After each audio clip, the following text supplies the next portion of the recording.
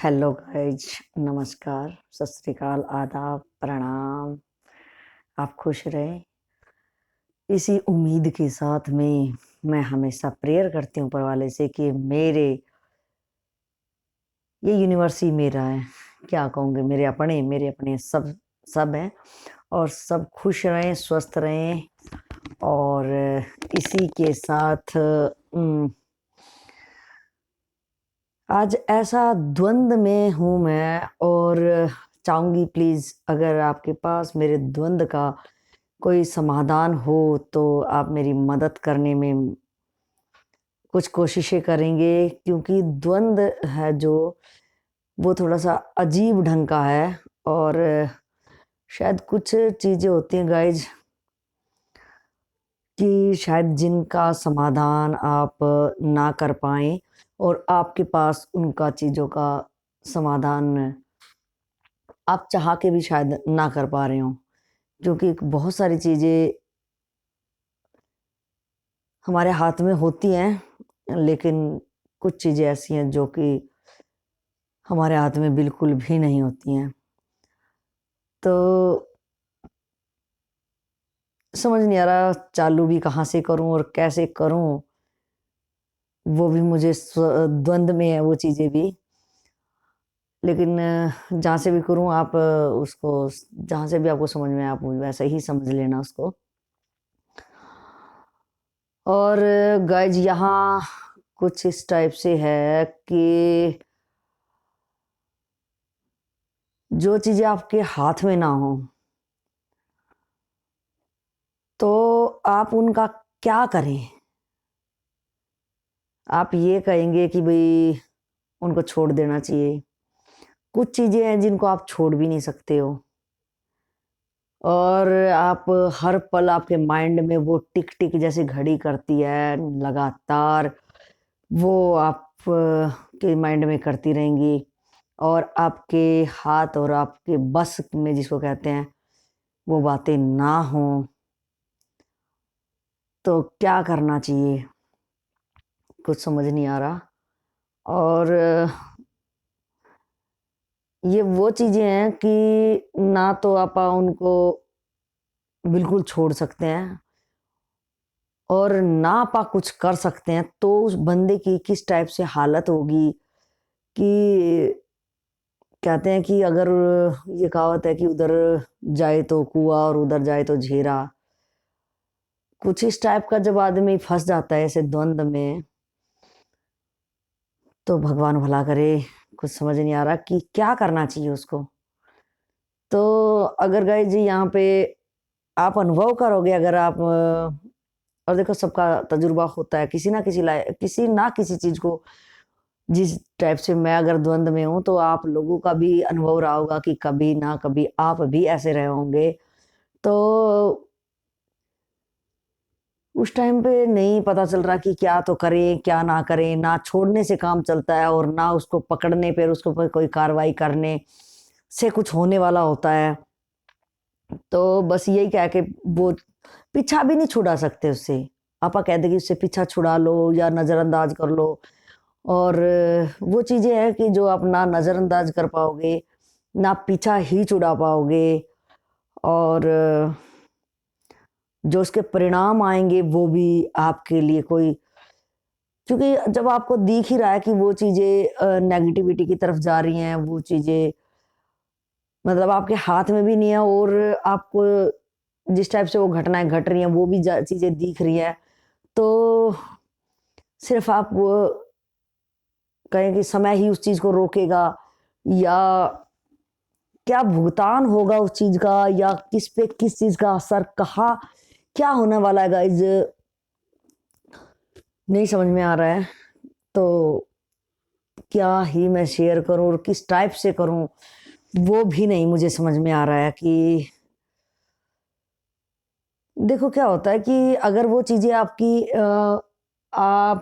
बाहर की है और अगर आपको कोई बता रहा है तो शायद आप अपने माइंड से उसको सलाह दे दोगे, लेकिन वो सलाह भी शायद वहां पे ना काम करे। और वो बंदा ऐसे पिस रहा हो, जैसे पिसना भी हो ना यार, तो आदमी एकदम से चक्की में पिस जाता है। कुछ भी करना हो जो अपने हाथ की बात हो तो आदमी दिन रात लग के शायद उसका कहीं ना कहीं वो पहुंच पाएगा। लेकिन यहाँ तो ना कहीं पहुंचना है और ना कुछ करने में कुछ आ रहा है और ना छोड़ने से ही काम चल रहा है और ना वो उन पे कुछ काम करने पे कोई काम हो रहा है। ना नज़रअंदाज कर पा रहे हैं, ना कोई कार्रवाई की बिठा पा रहे हैं, ना कोई समझ काम कर रही है और ना वो किसी भी बंदे के बस में वो चीज़ें नहीं आ रही है। तो वहाँ क्या करोगे? और जहाँ आपके अपनों की बात हो तो वहाँ तो आप क्या ही करोगे यार, ना तो आप छोड़ सकते हो। भगवान जाने क्या करना चाहिए मेरे। और दूसरी बात देखो यार, मैं समझाने में असमर्थ हूँ यहाँ पे, क्योंकि मेरी ना शब्द ही मेरे पास है, ना मैं समझा ही पा रही हूँ कि एक बंदे का नेचर इतना किस टाइप से, मतलब एक आदमी अपना नेचर किस किस कदर तक ले जाता है कि वो दूसरों को सिर्फ उसका मोटिव परेशान करने का ही होता है। और यहाँ अगर बहुत पीछे तक अगर हम धार्मिक बातों पे विश्वास करके कि हम प्रारब्ध पे ले जाएं, तो कभी उसने शायद इतना अच्छा कर्म किया होगा कि वो उसके सब कर्मों को नजरअंदाज करके आज वो जो कर रहा है, फिर भी उसके घर वाले अगर उसको चाह रहे हैं, उसे रिस्पेक्ट दे रहे हैं, और तो उसका चलो वही उसने कभी किस्मत कभी कमाया होगा जो उसका प्रारब्ध आज वो उस गलत जो एक्ट हो रहे हैं उससे उसको भी नजरअंदाज लोग कर पा रहे हैं। लेकिन कल उस बंदे के लिए क्या होता है कि अगर छोटा बच्चा कहीं आग में जा रहा हो और वो इतना शरारती हो या उसका इतना उज्जड़ नेचर हो, यार यहाँ तो बच्चा हो तो भी शायद हम उसको कंट्रोल में कर ले, हम बड़े हैं, उसको कैसे भी जूड़ बांध के या कैसे भी करके आप उसको कंट्रोल में कर दे। लेकिन यहाँ अगर आपके अपनेपन की ऐसी बात हो कि वहाँ पे आपका कुछ भी जोर जबरदस्ती मार पिटाई या कुछ भी काम ना करने वाली हो, तो और वो आदमी ने नेचर अपना इस टाइप से बना लिया हो कि सिर्फ वो दूसरों को परेशान और दुखी करने में उसको मजा आ रहा हो, तो यार उसका क्या कर सकते हैं? उस बंदे को आप कैसे बताओगे कि आपका अपना ही हो और उसने अपना स्वभाव इस कदर से खराब बना लिया हो? उसकी नजर में तो खराब नहीं है गाइज, लेकिन जिस जो वहां रह रहा है, जिसके ऊपर वो चीजें बीत रही हों, तो वो कैसे उसको झेल रहा होगा ना, कैसे झेल पा रहा होगा भगवान जाने। क्योंकि बताने में नहीं आ रहा है प्लीज यार, किस कदर वो बंदा अपने आप को इस टाइप से बना लेता है कि जो मुंह में आए वही किसी को बोल देना, जो उसके मन में आए वही कर देना, और उसने बिल्कुल रत्ती भर भी इस चीज की परवाह ना करना कि मेरे इस चीज से क्या नुकसान हो रहा है या मैं जो बोल रहा हूँ उससे अगले बंदे को क्या दिक्कतें हो सकती हैं, और या क्या वो इन चीजों से उसको क्या क्या हो रहा है, वो आपके इस कटाक्ष जो आप बोल रहे हो उससे उसकी उसका क्या आत्मा उसकी छलनी हो जा रही होगी। वो एक नॉर्मल बंदा तो नहीं कर सकता, नॉर्मल इन द सेंस यार कि क्या बताऊं मैं, नॉर्मल आदमी तो यार इंसान तो इस कदर से नहीं कह सकते, ये कह सकते जैसे कि आप मान लो कि कोई जानवर का दिमाग खराब हो गया, पागल कुत्ता समझ लो आप यार, कि पागल कुत्ता उसको पता नहीं कि मालिक कौन है और गैर कौन है, और बस सिर्फ उसको काटना होता है और अपना जहर उसमें छोड़ देना होता है। तो और इंसान जब कि वो पागल पागल भी ना हो और वो जानबूझ के ऐसे कर रहा हो और वो आपका अपना हो, तो आप उसको कैसे कैसे मतलब आप कैसे उससे पेश आओगे? और गाइज अगर आपके इसमें कोई होगा आपके फैमिली में तो शायद आप मेरे भाव को बहुत अच्छे से समझ गए होंगे, और नहीं हो तो भगवान करे ना आप ना ऐसे ऐसे मुठभेड़ किसी से आपकी हो। लेकिन जिसके घर में अगर ऐसा बंदा हो कि वो समझने को बिल्कुल तैयार ना हो, और ना उसको पागल डिक्लेयर करके आप छोड़ के आ सक रहे हो, और ना आपको लग रहा है कि कल इसके लिए चीज़ें बड़ी घातक होंगी, और कौन इसको संभालेगा, और इसके लिए बहुत ज़्यादा ये चीज़ें दिक्कत देने वाली हैं, खुद इसके इसके शरीर में उन चीज़ों का असर आ जाएगा, और कुछ अगर हो गया तो ये झेल भी नहीं पाएगा, और बहुत मतलब ऐसी चीज़ों के नेगेटिव ही रिजल्ट्स आते हैं, बहुत ज़्यादा ही नेगेटिव आते हैं। आज वो बंदा सबको परेशान कर रहा है, और कल अगर उसके कुछ हो गया तो ऐसे बंदों का तो कौन तो साथ देगा। फिर भी जो उसके एलआर में है, जो उसकी फैमिली वाले हैं, वो इतने सज्जन हैं कि वो फिर भी साथ देंगे उसका। लेकिन यार आपको कुछ हो गया, आप बीमार पड़े हो, साथ देने का क्या मतलब है? हम आपको टाइम पे खाना दे देंगे, दवाई दे देंगे, लेकिन झेलना तो आपको ही पड़ेगा ना। और आप जब जानबूझ के किसको कहते हैं कि ये भाई जानबूझ के चीज़ें कर रहा हो, तो फिर बंदे को टाइम टाइम पे ना वो चीज़ें, अब तो आप कर लो, लेकिन टाइम टाइम पे वो चीज़ें हर किसी को याद आती है कि इसने मेरे साथ ये किया, इसने मेरे साथ ये किया, तो वो भुला भी नहीं सकता उन चीज़ों को। तो यहाँ किसकी गलती कहेंगे यार? अगर हम बिल्कुल ला पीछे ही चले जाएँ, बिल्कुल देख-देख के, और किसी से पूछें कि भई क्या पहले भी ऐसा था, जो उसके संगी साथी उसके उम्र के हों, तो वो कहेंगे हाँ, ये शुरू से ऐसा है। और भी पीछे जाए, उसके बहन-भाइयों से पूछे तो कहेंगे हाँ, ये तो कँवारे में ऐसे ही था। और उससे पूछे उसकी माँ वग़ैरह से, तो कहेंगे हाँ, ये बचपन में भी ऐसा ही था। तो गाइज़ यहाँ देखो, एक आदमी अपने उज्जड़ स्वभाव से वो लास्ट में आज वो बूढ़ी उम्र तक भी पहुंच गया, वो वृद्धावस्था में आज प्रवेश कर चुका है, और शायद वृद्धावस्था भी शायद उसकी इतनी ना बची हो, और वो मौत के कगार तक भी, मतलब उसकी उम्र यहाँ तक ही आ गई हो कि एक छुपता सूरज आखिर धीरे धीरे वो छुप गया, वो छुप ही जाना है उसने। तो वहां अगर ऐसा कर, वहां तक वो अपना सफर को इस कदर करके लाया कि उसने बचपन, जवानी, और अब वो बुढ़ापे में तो सुधरना ही क्या है, अगर उसने ऐसा कर लिया है, तो यहाँ किसकी गलती है? जहां उसके अपने ही बंदे दुदकार रहे हो, उसकी खुद की औलाद उसको दुदकार रही हो, उसके पोता नाती सब उससे परेशान हो, और इस तरह से वो समझते हैं कि अगर हम इसको नाते में, अगर वो आपकी नाती, उसके नाती और उसके पोते, उसके जो इतने छोटे हैं, जो इतना ज़्यादा गैप है, इतना एक रिलेशन को लेके भी और एक उम्र को लेके भी, वो ही बंदे अगर उससे उल्टा बोल रहे हैं उसके स्वभाव के कारण, तो बहुत ही, मैं कहूँ कि मेरे लिए तो मरने जैसी बात है। मतलब यार क्या कहूँ, वहाँ पे क्या हो रखा है, ये चीज़ें क्यों क्यों है ये चीज़ें? आखिर दिल रोता है, दिल दुखता है कि क्या करें फिर? कुछ रास्ता भी तो नहीं है ना। क्या करें? कैसे आप उसके स्वभाव को चेंज कर सकते, और उसका स्वभाव, आप उससे परेशान हो, वो थोड़े ना परेशान है। वो बिल्कुल भी परेशान नहीं है।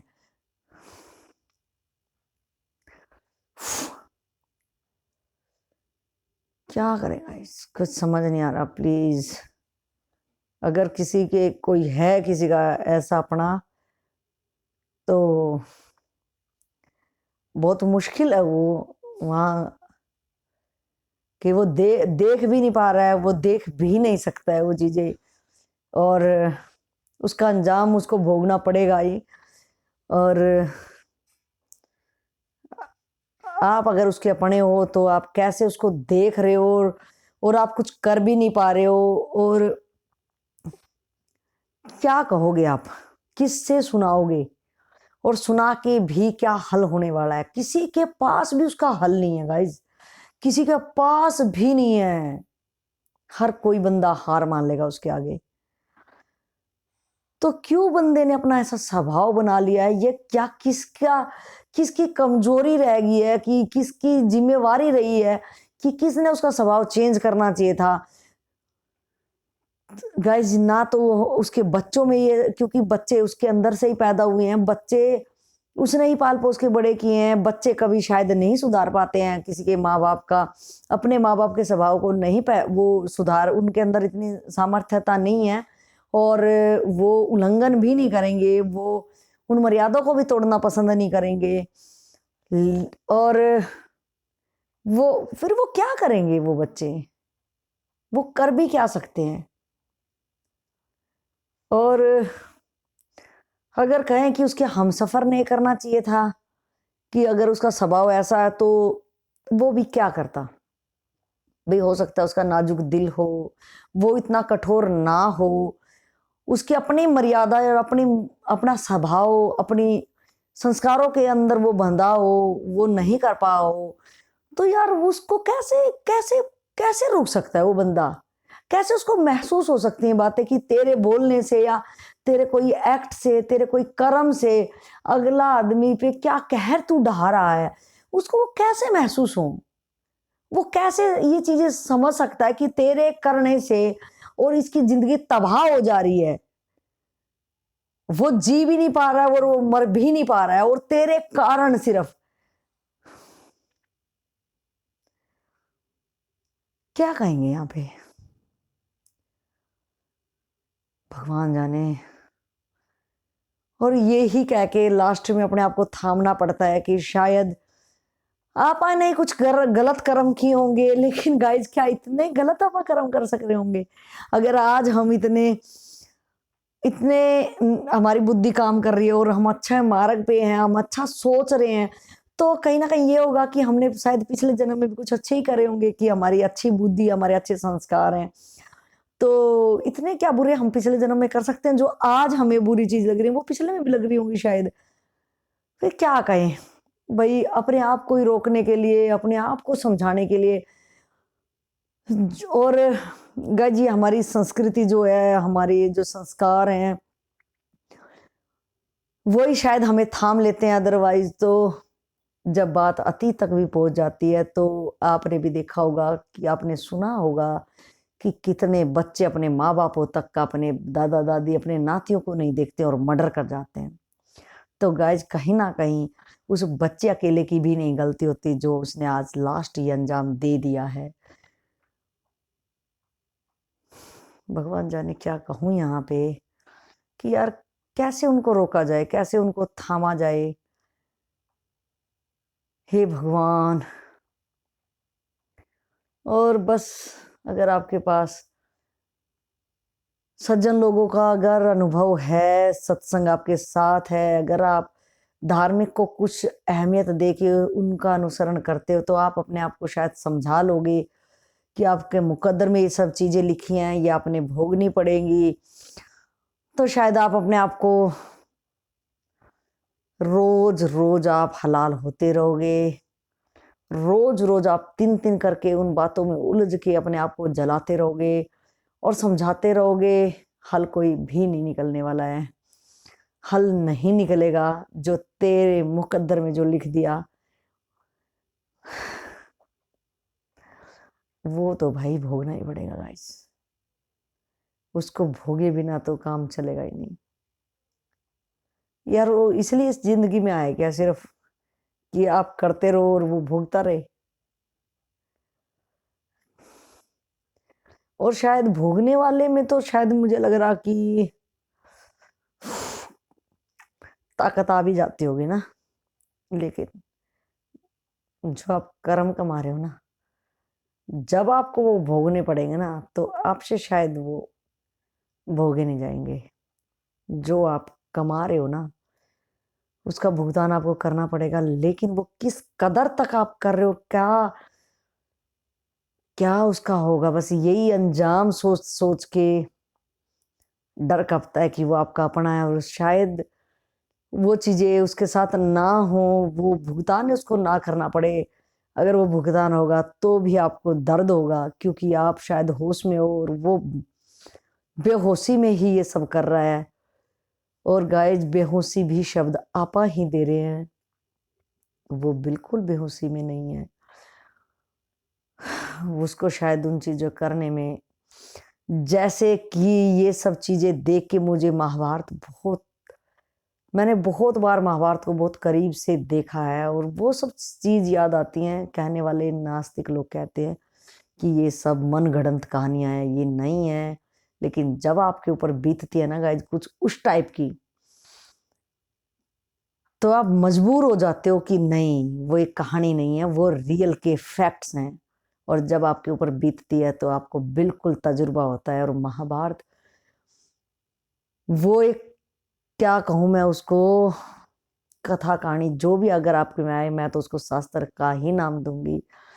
उसमें कोई भी ऐसा एक भी प्रसंग या एक भी करैक्टर या एक भी इंसिडेंट ऐसा नहीं है जो हर बंदे के लाइफ में, अगर वो होश से और बिल्कुल सचेत हो के अपनी लाइफ जी रहा होगा, तो वो चीज़ें उसकी लाइफ में ना घटित हो रही हों।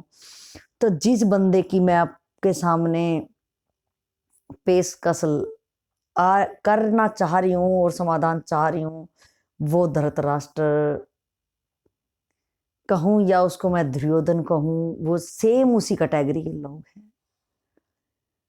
और वहाँ पे जिस तरह पांडव बार बार उनकी उन बातों को नज़रअंदाज कर रहे थे और वो बिल्कुल हमेशा द्वंद्व में रहते थे, हमेशा धर्म को ही प्राथमिकता देते थे और उनको कुछ भी नहीं चाहिए होता था, और बेचारे मजबूर होके वो भी भगवान ने उनको रास्ता दिखाया। और वो गाइस, वो भगवान के समझाने पे भी नहीं समझे थे। तो ऐसे लोग तो भगवान ही भला करे कि भगवान कब उनको आके किस टाइप से उनको रोकेगा और किस टाइप से उनका क्या समाधान करेगा, ऊपर वाले पे ही छोड़ो। और जिस तरह से अर्जुन लास्ट में शरण में चला गया था कि ये प्रभु अब अपने बस में कुछ भी नहीं है, ना वो युद्ध करना, कि अगर युद्ध भी करें तो किससे करें, और जीत भी जाएंगे तो भी किससे जीतेंगे, जहां अपनों की ही बात हो। भाई साहब बहुत मुश्किल है, मेरा रोआ रोआ खड़ा है और मैं बहुत हिम्मत करके ये चीज़ें बता रही हूँ, बताने में भी नहीं आ रही है ये चीज़ें, किस टाइप से वो भगवान की शरण लेके ही उन लोगों, क्या हालत रही होगी उस अर्जुन की। और देखो भगवान ने लास्ट में सब अपने आप का रूप भी दिखा लिया था, और इतना पूरी गीता को भगवान ने समझा दी थी और अपना विराट रूप उसके सामने प्रकट करते हुए भी, और उसको ज्ञान के द्वारा भी हर तरीके से उसको समझा दिया था। तब भी अर्जुन अर्जुन तो फिर भी बहुत बुद्धिमान था, क्योंकि उसके जो सखा थे वो स्वयं भगवान थे। और हम कहाँ, ना हमारे में वो सामर्थ्य है, ना हमारे में वो योग्यता है कि हम परमात्मा को सखा कैस के उसके सामने तो प्रकट थे। और वो युग भी दूसरा था, आज युग भी दूसरा है। और हम अर्जुन के जैसे पिस तो रहे हैं गाइज, लेकिन अर्जुन के जैसे कर्म नहीं है कि सखा उसके साथ खड़ा और उसको हिम्मत दे रहा हो। चलो खैर, जैसे भी ऊपर वाला करे, सब मंगल ही करेगा गाइज, क्या करे, कर भी तो क्या सकते हैं ना, यहाँ पे कुछ नहीं कर सकते, सिर्फ किस चीज का वेट भी करेंगे कि कहते हैं वेट करो। चलो भाई जैसा भी होगा, क्या करें।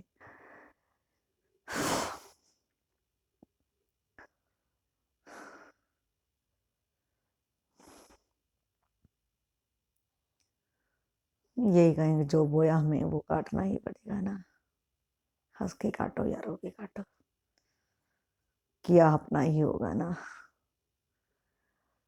तो किस लिए रोना और किस लिए शिकायतें और किस लिए बुलाना, अपना ही कर्म है।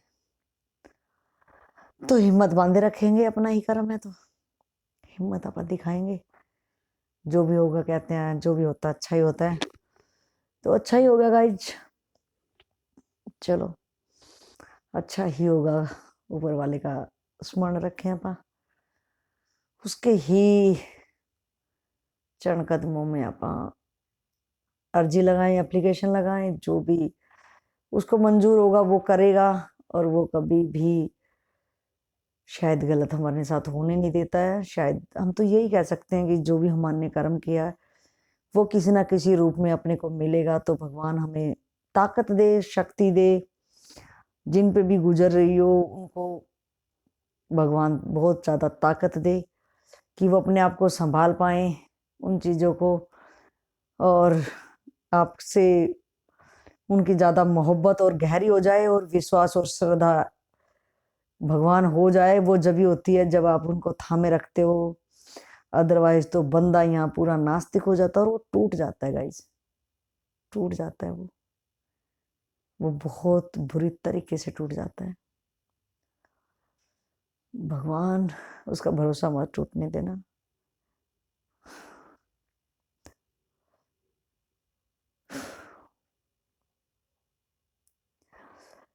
चलो, कुछ कहने को नहीं बन रहा है, और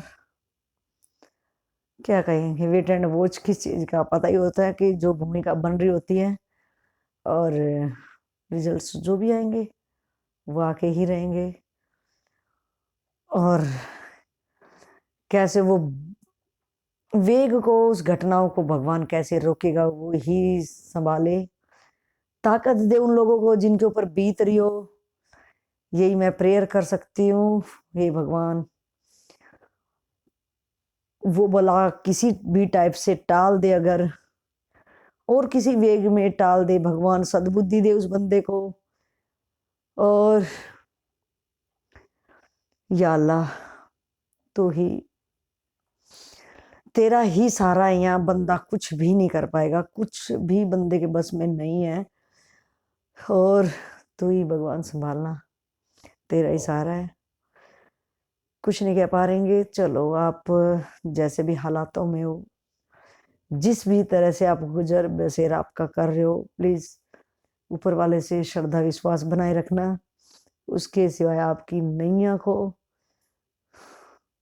जो गोते तो खा ही रही है, चाहे अब डूब भी जाए गाइस, डूबने का भी डर नहीं है, और अपने ऊपर कुछ भी हो जाए गाइस, अपनों का तो हमें, अपने आप का तो हमें डर भी नहीं होता है कि वो मेरे साथ हो जाए। लेकिन जहाँ जहाँ उस रिश्ते की बात होती है ना गाइस, जो आपसे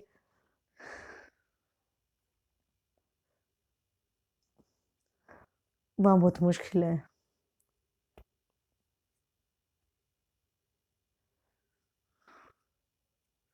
चलो खैर, जो भी है, ओके जी, मिलते हैं नेक्स्ट वीडियो में, फिर देखते हैं जो भी होता है। और अपना समझ के मैंने शेयर किया आपके साथ। चलो जी, थैंक्स, जय हिंद, जय भारत।